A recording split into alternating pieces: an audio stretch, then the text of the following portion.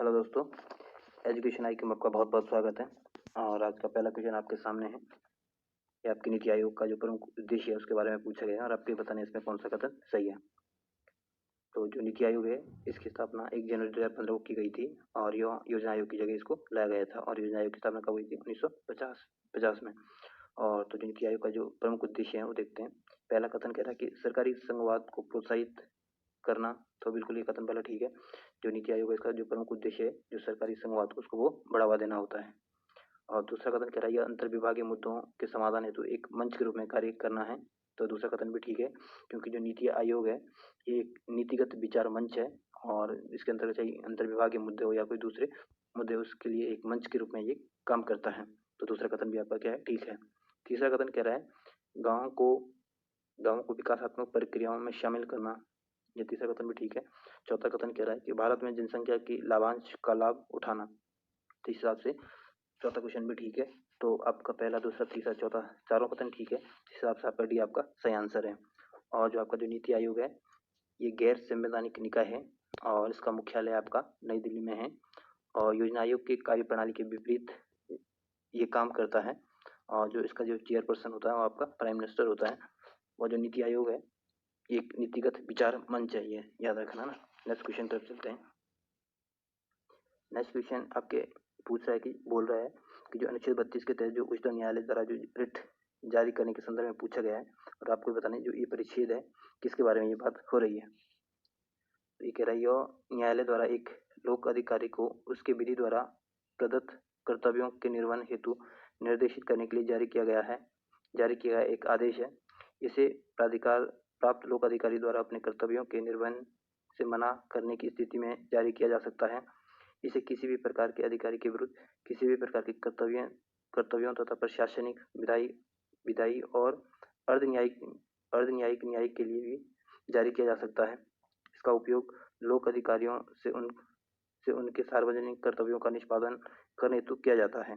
और आपको ये बताना है कि किस उपयुक्त परिच्छेद के बारे में ये लिखा गया है। तो इसका जो सही आंसर आपका सी आपका सही आंसर है, परमादेश के बारे में लिखा गया था। और जो अनुच्छेद 32 के तहत सुप्रीम कोर्ट को रिट जारी करने का अधिकार है। और सुप्रीम कोर्ट कौन कौन से रिट जारी कर सकती है?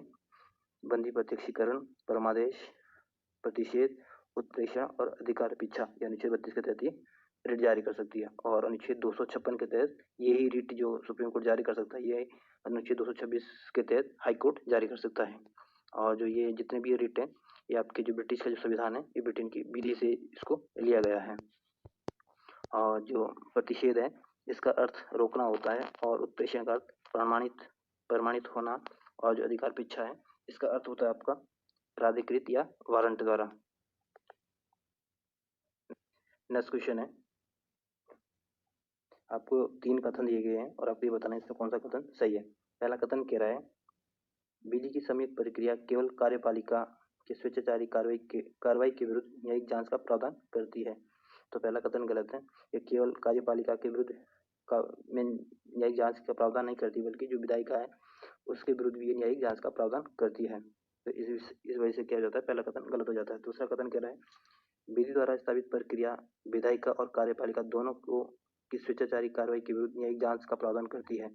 तो ये दूसरा कथन भी गलत है क्योंकि दोनों को नहीं बल्कि सिर्फ कार्यपालिका की स्वेच्छाचारी कार्रवाई के विरुद्ध न्यायिक जांच का प्रावधान करती है।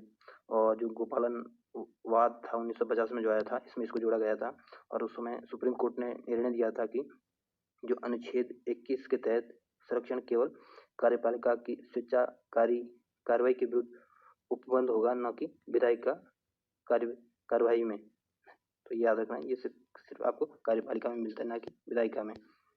तीसरा कथन कह रहा है इस वजह से दूसरा कथन क्या होता है गलत हो जाता है। तीसरा कथन कह रहा है भारतीय संविधान के अनुच्छेद 21 में स्पष्ट रूप से इस विधि द्वारा स्थापित प्रक्रिया का उल्लेख है। तो तीसरा कथन बिल्कुल ठीक है। जो भारत का संविधान जो अनुच्छेद 21 है इसमें विधि द्वारा स्थापित प्रक्रिया का उल्लेख मिलता है। तो तीसरा कथन ठीक है। तो पहला और दूसरा कथन गलत है, तीसरा आपका सही है। तो इस हिसाब से आपका सी आपका सही आंसर है। और जो आपका जो अनुच्छेद 21 है ये सिर्फ भारत के नागरिकों के लिए नहीं बल्कि जो विदेशी नागरिक है उनके लिए भी दोनों को ये अधिकार मिलता है, ये भी याद रखना। नेक्स्ट क्वेश्चन है, नेक्स्ट क्वेश्चन आपके संविधान जो अब जो राज्य में राष्ट्रपति शासन लगता है उसके बारे में पूछा गया है।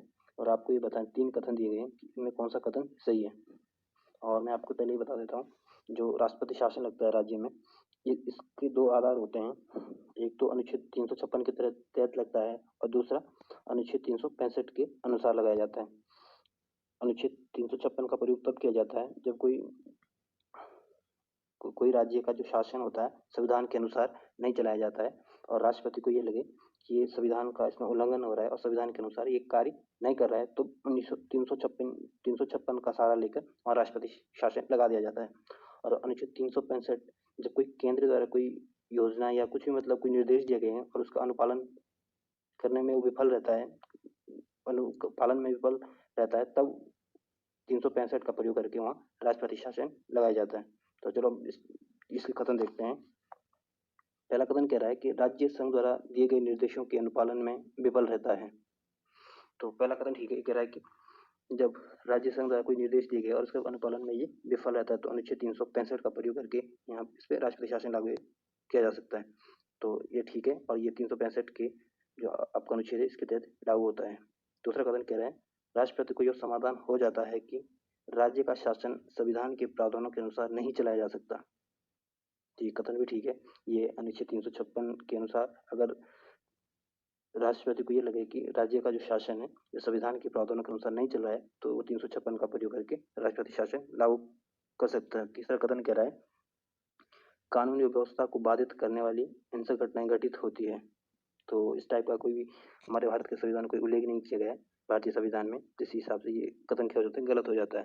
तो आपका अगर तीसरा कथन अगर निकाल दें तो दूसरा, तीसरा, चौथा कथन तो पहले ही कट जाता है, तो सिर्फ आपका ए आपका सही आंसर है। तो थोड़ा इसको एलिमिनेशन मेथड से भी करने की कोशिश करना।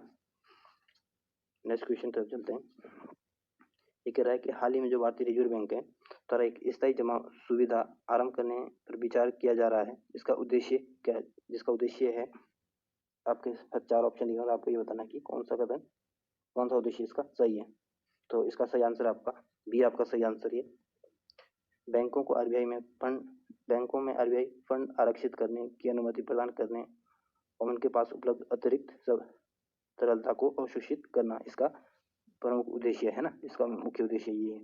और 2014 में उर्जित पटेल की अध्यक्षता में मौद्रिक नीति समिति सुधार जो प्रस्तावित इस सुविधा को पहले ही सरकार की स्वीकृति प्राप्त हो गई थी, है ना।